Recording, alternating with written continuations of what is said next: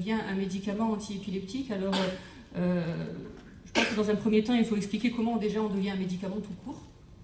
Parce que c'est vrai que l'histoire montre que ce n'est pas toujours connu. Et si j'oserais, je dirais même des médecins. Ou peut-être oubliés avec le temps. Diapositive suivante. Donc en fait, comment on devient un médicament? Eh bien, c'est très compliqué. En fait, dans le domaine du médicament, il se passe ce qu'on voit actuellement dans un autre domaine, je ne dirais pas lequel, c'est qu'il y a beaucoup de candidats au début. Énormément de candidats, plus de 10 000. Il va falloir ensuite caractériser ces molécules. D'abord, il faut les isoler, les caractériser. Déjà, on en élimine quelques-unes. On passe de 10 000 à 100. Ensuite, on fait des études sur des modèles animaux de maladies. Et déjà, on voit que certaines en qui on avait espoir thérapeutique ne se révèlent pas utiles ou bien toxiques, et donc éliminées. Et puis finalement, il n'y en a que 10, c'est des ordres de grandeur bien entendu, sur lesquels on pense qu'il y a un potentiel chez l'homme, mais encore faut-il le prouver, le potentiel. Et c'est là où on passe dans la phase des essais cliniques, avec les 10 candidats qui petit à petit vont être évalués, et finalement, il n'y en a qu'un qui à la fin devient médicament, grâce à quoi? À ce qu'on appelle l'autorisation de mise sur le marché, dont je vous parlerai après. Et puis, il ne suffit pas de devenir médicament, mais c'est déjà très bien d'y arriver. Ensuite, il faut le rester et prouver que l'on mérite dans la vraie vie, une fois que le médicament est donné à de plus grandes populations, que le médicament est vraiment utile. Donc c'est toute une phase qui continue, et il ne faut pas croire que devenir médicament, cela suffit après à le rester toute une vie. Premier point. Deuxième point, vous voyez qu'on est dans des échelles de temps qui se comptent en années. Quand un candidat médicament doit prouver qu'il mérite son statut de médicament, vous voyez l'échelle du bas, il se passe 10 ans. Et par rapport à il y a 20 ans, on a même gagné 5 ans. On va beaucoup plus vite qu'avant, mais beaucoup plus vite, c'est quand même une dizaine d'années. D'accord? Diapositive suivante. Donc comment fait-on pour devenir médicament? Eh bien d'abord, il faut qu'on isole une molécule, qu'on la caractérise vis-à-vis de récepteurs, vis-à-vis de cibles, qu'on vérifie sur des modèles animaux, sur des modèles des fois cellulaires, des modèles animaux de maladies, que le médicament est utile. On confirme cela chez l'homme et le candidat médicament peut devenir médicament. Diapositive suivante.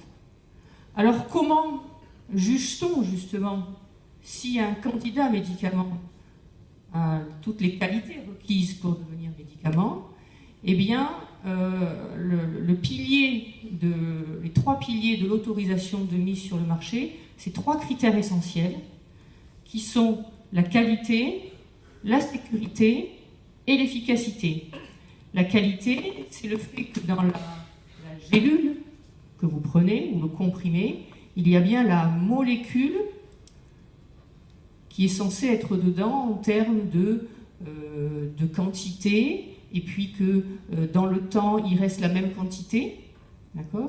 On demande pour le médicament aussi, finalement, comme pour des produits de la vie de tous les jours, un dossier sur sa stabilité.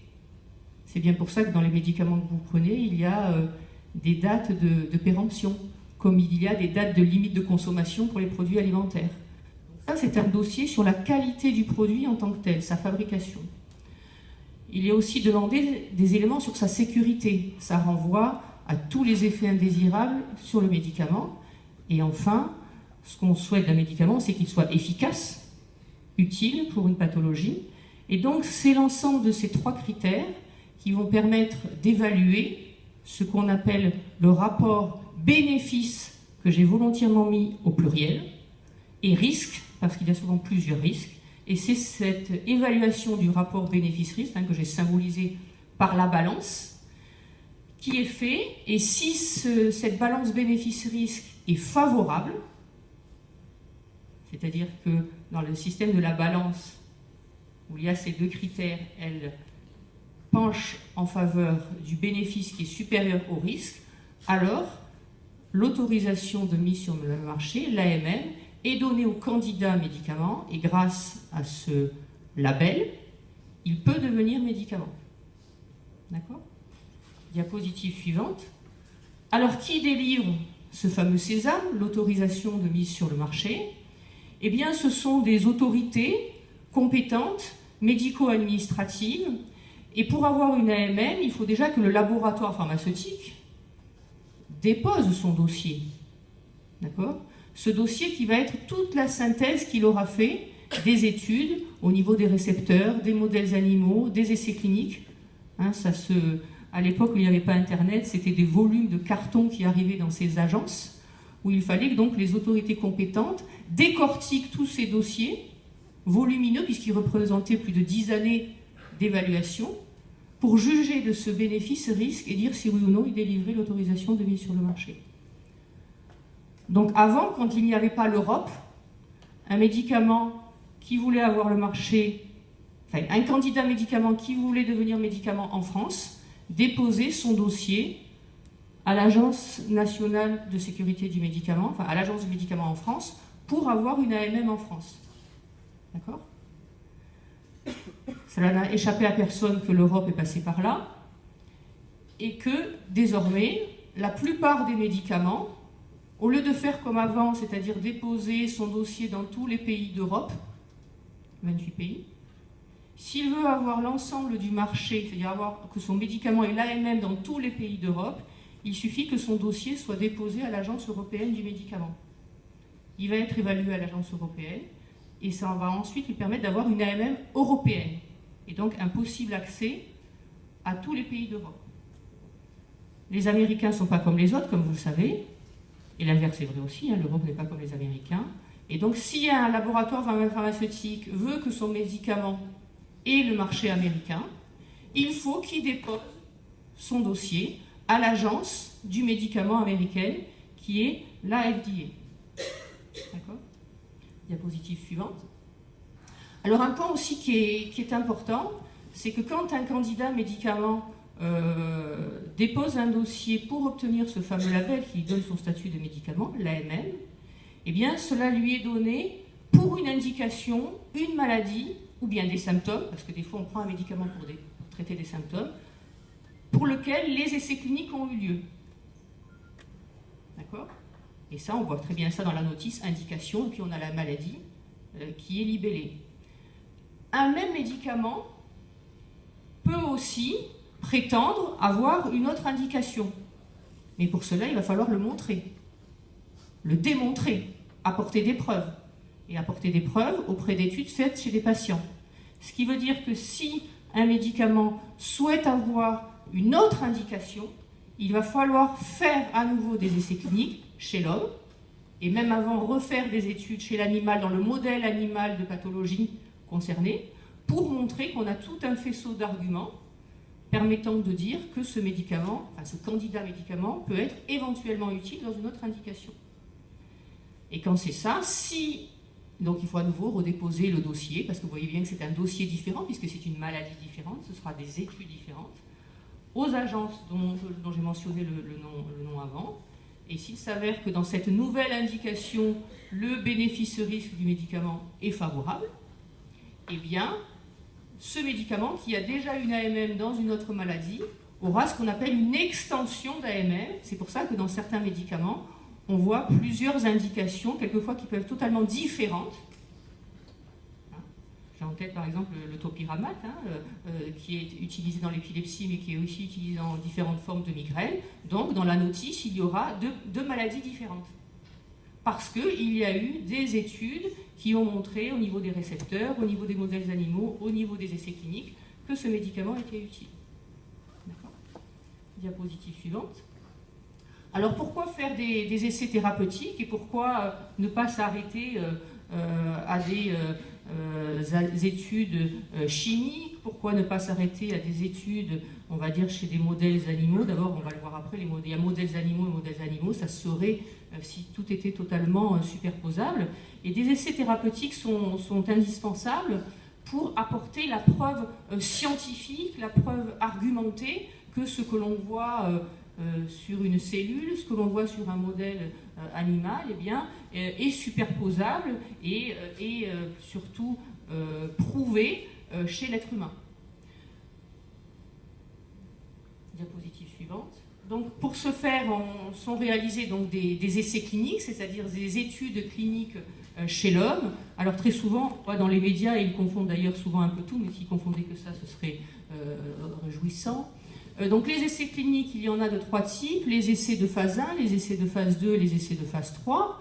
Les essais de phase 1, c'est ce qu'on appelle les premières administrations à l'homme, c'est-à-dire c'est la première fois que l'on va administrer un candidat médicament à l'homme. Ça se fait majoritairement chez des sujets sains, consentants. Dans quelques pathologies, ça se fait directement chez les patients malades, hein, comme par exemple en cancérologie. Pourquoi? Parce que l'objectif de cette étude de phase 1, cette première administration à l'homme, n'est pas un objectif d'efficacité, c'est d'abord un objectif de vérifier que la molécule est bien tolérée. C'est pour cela que, pour bien vérifier qu'elle est bien tolérée, on le donne d'abord à des personnes, donc des sujets sains, qui sont en excellente santé. Pour être sûr que si on voit quelque chose, ça ne peut être dû qu'au médicament et pas à l'effet de la maladie ou d'un traitement qu'on ne connaît pas. Alors bien entendu, ces études sont énormément encadrées, elles ne peuvent avoir lieu que dans des centres agréés, reconnus du ministère de la Santé, auditionnés, avec des autorisations très particulières. Et deuxième point aussi très important que l'on fait durant ces études et qui conditionne le reste, c'est pour ça qu'elles sont indispensables, c'est de connaître tout ce qui est concentration du médicament dans le sang. Un médicament, pour pouvoir agir sur une cible, il faut que quand vous l'absorbiez, il passe dans le sang pour ensuite aller sur la cible. Et donc, c'est dans notre jargon toutes ces études de pharmacocinétique où justement on fait toute une série de prises de sang pour bien connaître le profil de concentration du médicament dans le sang. Ces études sont indispensables après pour savoir comment on va administrer le traitement au patient. Faut-il qu'il prenne son traitement 2 fois par jour, 3 fois par jour ou bien une seule fois par jour? C'est à partir de ces études-là de pharmacocinétique, de concentration dans le sang, que l'on peut déterminer comment donner le traitement. Donc en effet, ces études de phase 1, et quelquefois le développement d'un médicament est arrêté à cette phase-là. D'accord? Parce qu'on ne peut pas passer à une phase 2 sans avoir fait cette phase 1. La phase 2, ça va être une étude, ce qu'on appelle de la pharmacodynamie, c'est-à-dire qu'on va commencer à voir si le médicament a un effet. On ne pouvait pas le voir avant, puisqu'avant c'était des sujets sains. Ces phases 2 ont toujours lieu chez des patients atteints de la maladie d'intérêt, mais sur un tout petit nombre. Vous voyez bien qu'on est encore dans une phase d'incertitude, donc on ne prend pas de risque. C'est un nombre de patients qui est faible. Maximum une vingtaine de patients, on ne les administre pas en même temps.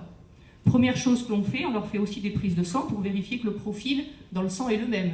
Si on s'aperçoit que le profil dans le sang n'est pas le même que dans le volontaire sain, eh bien on va modifier la façon de donner le traitement. Et puis on voit en effet si la molécule a des effets chez les patients atteints de la maladie. Là aussi, le médicament peut être arrêté, et bien entendu on évalue les effets secondaires, évidemment. Une molécule peut être aussi arrêtée à ce stade. D'accord ? Ou elle peut continuer, puisque justement on s'est aperçu qu'il y avait une relation dose, c'est-à-dire effet, c'est-à-dire quand on donne la dose à 10 mg, eh bien il y a un effet. Quand on donne la dose à 20 mg, il n'y a plus d'effet.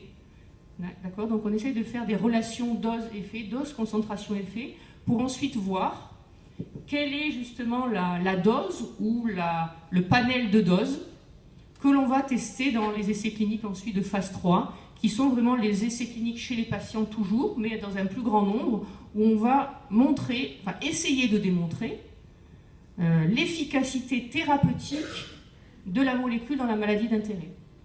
D'accord ? Et ça se fait donc sur un plus grand nombre de patients, et on peut se permettre de le faire parce que justement, il y a eu avant des prérequis de bonne tolérance du médicament chez le nombre de patients qui a été exposé avant. Mais ça reste un essai clinique, ça reste de la recherche, donc il y a de l'incertitude, donc bien entendu, tout ça n'est pas fait non plus sur des dizaines de milliers de patients, comme je le montrerai un peu plus tard. Diapositive suivante. Donc, un grand principe dans les essais cliniques, c'est le principe de comparaison. Si on donne un nouveau traitement, un candidat médicament à quelqu'un, On ne pourra pas dire, mais est-ce qu'on voit est-ce que c'est dû au traitement ou pas au traitement? On ne peut juger si quelque chose est utile ou pas, ou efficace ou pas, que si on peut le comparer. Donc dans un essai clinique, le nouveau médicament, le candidat médicament, peut être comparé soit à un médicament de référence, s'il existe, et donc il y a l'AMM dans l'indication étudiée, et quelquefois on peut aussi faire, et c'est le cas dans l'épilepsie, on peut faire ce qu'on appelle des essais cliniques en add-on de traitement, c'est-à-dire que le patient continue à prendre son traitement, et on lui rajoute ce nouveau candidat médicament. Et certains patients, dans l'essai clinique, vont soit avoir le candidat médicament en plus, soit avoir le placebo, mais aura toujours son traitement qu'il a l'habitude de prendre. D'accord? Diapositive suivante. Donc, dans un essai clinique, cela n'a rien à voir avec la vraie vie de tous les jours, parce que dans un essai clinique, on est dans une démarche de démonstration. On a une hypothèse de recherche, et on met en place un plan expérimental pour voir si ce que l'on observe est en rapport avec le traitement ou pas. Et donc on essaye d'avoir une méthodologie très rigoureuse qui est très artificielle par rapport à la vraie vie. Pourquoi? Eh bien parce que dans un essai clinique, et le gold standard c'est celui de tout en haut dont je vais parler, eh bien dans un essai clinique, pour avoir une clarté sur les résultats, c'est-à-dire penser qu'ils ne sont biaisés par rien du tout, influencés par rien du tout, eh bien il faut que le médicament, enfin le candidat médicament bien entendu soit donné au patient, mais que le patient ne sache pas s'il prend le nouveau médicament, enfin le candidat médicament ou le placebo. Mais il n'y a pas que et pourquoi? Pour ne pas influencer son jugement. De la même façon, Fabrice Bartholomei ne doit pas être influencé non plus. Donc on lui met un petit bandeau noir. Et c'est le fait que ni le médecin, ni le patient ne sait ce qui lui est donné, que l'on appelle ce système-là du double aveugle, petit bandeau noir sur les yeux du patient et du médecin, dans le but que l'évaluation clinique soit la moins influencée par le fait de « je pense avoir pris le traitement », d'accord, ok. Donc c'est dans cette optique-là que les essais cliniques sont faits pour éviter de biaiser le plus possible les résultats et de ne pas influencer tout ça. Donc dans un essai clinique, généralement, on a un ensemble de patients qui ont accepté de participer à l'essai clinique. C'est le hasard, diapositive suivante, qui va décider de donner ou pas le traitement. Alors c'est schématisé rapidement sur cette petite diapositive. Ça c'est quand on inclut au début, enfin on a sélectionné un ensemble de patients, mettons qu'on en ait sélectionné 10, d'accord, par un système de randomisation, c'est-à-dire d'attribution du traitement au hasard. C'est ni le médecin qui choisit, ni vous qui choisissez si vous prenez le traitement A ou le traitement B, c'est le hasard qui va décider. Alors le hasard, c'est pas je lance les dés comme aux petits chevaux, hein. On a une liste, des numéros, et c'est comme ça que se fait l'attribution du traitement, ce qui fait que certains patients vont recevoir le traitement A et d'autres le traitement B. Donc si au début on avait 10 patients, il y en a 5 qui vont avoir le traitement A et 5 qui vont avoir le traitement B. Et ils vont prendre ce traitement pendant un certain temps, par exemple, je sais pas, 2 mois, et au bout de 2 mois, on va évaluer les effets de ce traitement. D'accord? Et donc c'est ce qu'on appelle essai randomisé, je vais vous expliquer ce que c'est randomisé, mais en groupe parallèle. Pourquoi? Parce qu'il y a des patients qui prennent le traitement A et d'autres patients qui prennent le traitement B. Un patient ne prend jamais les deux en même temps. C'est pour ça qu'on appelle ça essai en groupe parallèle. Diapositive suivante. Donc c'est ce qu'on voit sur ce petit schéma. Dans les essais cliniques, ce qu'il faut savoir, c'est qu'on ne vous connaît pas par votre nom, même si quand le clinicien vous voit, bien évidemment, il vous connaît. Et la preuve, c'est qu'il vous a proposé l'essai clinique. Mais en pratique, après, on vous attribue un numéro pour garantir votre anonymat. D'où là la dizaine d'individus de 1 à 10. Ensuite, il va y avoir une attribution du traitement. Et ce qui fait qu'un certain nombre de patients avec des numéros vont se retrouver avec le traitement A et d'autres le traitement B. Alors ce que je vous présente là est en fait faux parce que ça, c'est comme ça qu'on le reconstitue à la fin. Parce que si c'était comme ça... Fabrice Bartholomei saurait que le patient 5 a le traitement A, etc. Donc ça, c'est une fois que l'étude est finie, qu'on arrive à savoir quel numéro de patients avait le groupe A, le traitement A, et quel groupe de patients avait le traitement B. Diapositive suivante. Alors la randomisation, c'est quoi ce nom barbare? Eh bien, c'est le fait d'attribuer le traitement A ou B de façon aléatoire, comme je vous l'ai dit. C'est pas vous qui venez en consultation et dites à Fabrice Bartholomei, moi je veux le traitement A ou moi je veux le traitement B.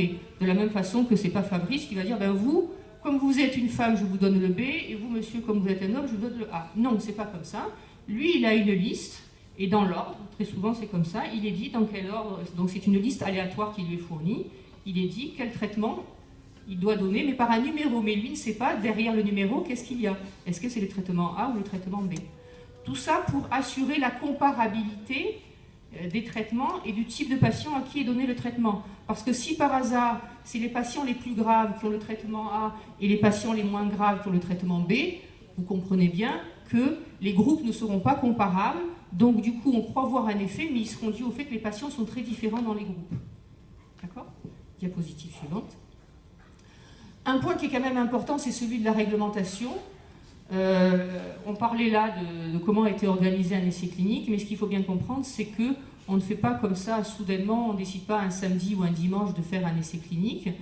Un essai clinique, pour être mis en place, il doit avoir lui-même des sésames, des autorisations, des avis. Quand un promoteur, qui est le nom un peu barbare pour désigner un laboratoire pharmaceutique, eh bien, a une idée et a construit un protocole d'essai thérapeutique pour réaliser cet essai clinique, il doit en fait obtenir deux sésames. Par exemple, si l'essai clinique a lieu en France, un dossier doit être déposé à l'agence du médicament qui évalue ce dossier, qui voit si la façon dont il va être mené, le choix des doses, etc., est compatible par rapport à ce qu'on sait sur cette molécule. Et si c'est le cas, l'agence du médicament donne une autorisation d'essai clinique. D'accord ? En parallèle, le dossier est aussi envoyé à des comités de protection des personnes, dans lequel d'ailleurs il y a des représentants de la société civile, qui, eux, donnent un avis favorable et notamment regardent de façon très précise un document qui doit être joint au dossier, qui est la lettre d'information de consentement que les patients doivent signer pour engager, pour montrer qu'ils ont compris ce qu'on leur proposait et qu'ils sont d'accord pour participer à l'étude, comme à tout moment ils peuvent d'ailleurs se retirer d'un essai clinique. Donc en France, un essai clinique ne peut pas avoir lieu, on est hors des clous, on est hors la loi, s'il n'y a pas eu un avis favorable du comité de protection des personnes et s'il n'y a pas eu une autorisation de l'agence du médicament. Diapositive suivante. Donc c'est une fois qu'un candidat médicament est devenu médicament grâce à toute l'évaluation clinique qui a été faite, eh bien toutes les données concernant est-ce qu'il est efficace, comment doit-on l'utiliser et qui doit utiliser ce médicament est synthétisé dans ce qu'on appelle les résumés des caractéristiques du produit, ce qu'on appelle dans notre jargon le RCP, qui est la sorte de feuille technique du médicament. Diapositive suivante. Alors cette feuille technique, c'est ce qu'on a, notamment dans la Bible des médecins qui est l'Amygdale. Là aussi, c'est une liste très codifiée. C'est le cahier des charges que doit remplir un candidat médicament pour devenir médicament. Il doit remplir toute cette partie-là. C'est l'équivalent de notre carte d'identité ou de notre passeport. D'accord ? Diapositive suivante. Donc il y a une façon, si on veut avoir accès à tout ça, il y a une façon tout à fait transparente et indépendante maintenant, en allant sur le base de donner les médicaments publics auxquels a accès tous les professionnels de santé, le grand public, sans payer, sans se loguer, sans retenir son code, etc. On peut rentrer soit par le nom du médicament, c'est-à-dire le nom commercial, soit par le nom un petit peu plus compliqué de la dénomination commune internationale. Diapositive suivante, je vous ai pris un exemple. Donc si on commence à écrire par exemple Epitomax en nom commercial, eh bien il apparaît une petite liste déroulante. Hop, vous cliquez dessus et vous arrivez à la fiche, diapositive suivante.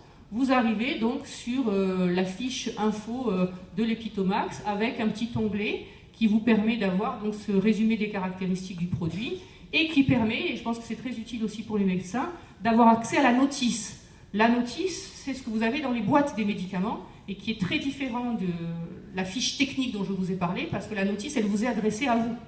Donc bien entendu, il n'y a pas tous les termes barbares qu'il y a dans le résumé des caractéristiques du produit. Je pense que c'est très intéressant pour les médecins parce que très rarement, on sait ce qu'il y a dans la notice des boîtes. D'accord ? Diapositive suivante. Donc, et un médicament antiépileptique dans tout ça. Diapositive suivante. Eh bien, c'est la même chose. C'est bien pour ça que je me suis permis de faire cette petite présentation introductive peut-être un peu longue, parce qu'un médicament antiépileptique doit aussi, puisque c'est un médicament comme les autres, eh bien, remplir ce cahier des charges d'une évaluation rigoureuse en termes de mécanisme d'action, en termes d'études chez l'animal, en termes d'études chez l'homme. Et s'il veut devenir médicament, ce candidat médicament, s'il va avoir le marché exclusivement en France, c'est l'agence du médicament en France à qui il faut déposer le dossier. S'il veut avoir accès au marché européen, c'est l'agence européenne. Et s'il veut le marché américain, c'est le dossier à la FDA. Diapositive suivante.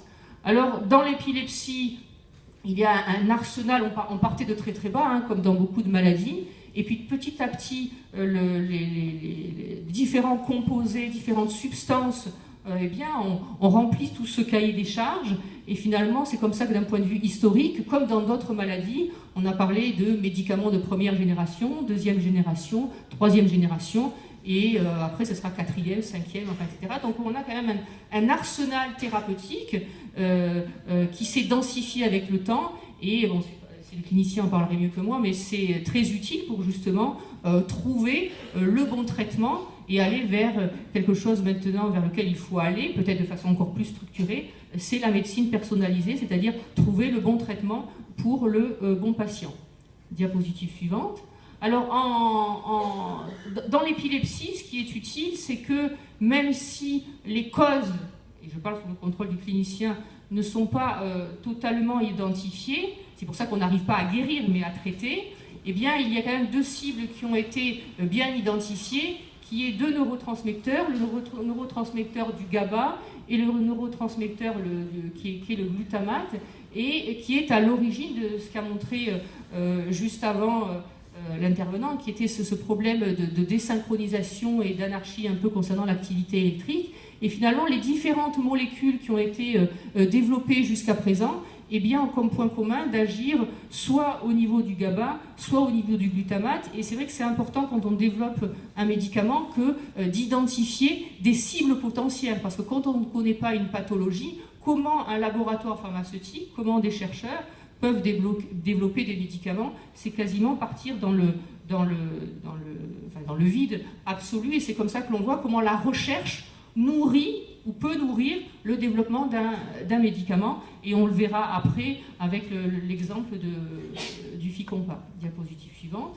Alors ce qui est important quand on veut devenir candidat médicament, c'est d'avoir aussi des modèles animaux, hein, comme je vous l'ai dit. Alors dans l'épilepsie, là aussi ce qui est important, c'est qu'il y a avec le temps différents modèles animaux qui ont été développés, validés, dont on a pu mettre en parallèle les effets que ça mimait. Alors c'est des modèles entre guillemets, hein, comme je vous l'ai dit tout à l'heure, et comment ça pouvait mimer des maladies connues chez l'homme. Donc on a ce genre de choses, et là aussi c'est pas dans toutes les pathologies qu'on a des modèles animaux. Diapositive suivante. Un candidat médicament, vous avez compris qu'il y avait dedans des aspects scientifiques, des aspects médicaux, mais il y a aussi des aspects réglementaires, parce que le but c'est pas de développer un candidat médicament comme on l'imagine l'être. La finalité, c'est que le dossier que l'on fait, toutes les études que sont faites, soient recevables par les agences, puisque c'est elles qui après donnent le sésame. Donc là aussi, ce qui est important de remarquer, c'est qu'il existe des recommandations, il existe des guidelines sur comment développer un médicament anti-épileptique. Donc là, c'est sur le site de l'agence européenne, où justement, il y a, comme d'autres maladies du cerveau, eh bien, il y a une sorte de cahier des charges que doit remplir un candidat médicament dans l'épilepsie. Diapositive suivante. Donc vous voyez, c'est une sorte de template sur les grandes généralités de développement d'un médicament anti-épileptique. Alors bien entendu, tout médicament anti-épileptique est différent. Après, il faudra personnaliser en fonction des caractéristiques de la molécule cela, mais il faut qu'un laboratoire pharmaceutique, et ils le savent bien entendu, eh bien, puisse réaliser ses études de façon conforme à ce qu'attend une agence réglementaire, et qui le fasse plutôt avant que pendant, parce que s'ils s'aperçoivent après 10 ans de développement en déposant leur dossier qu'ils n'ont pas fait les études qu'il fallait, ben, tout le monde y perd, les patients qui ont participé et les chercheurs, etc. Donc c'est pour ça que les laboratoires pharmaceutiques savent très bien qu'il existe ce guidelines et qu'il est important de le suivre pour optimiser les chances d'aller jusqu'au bout.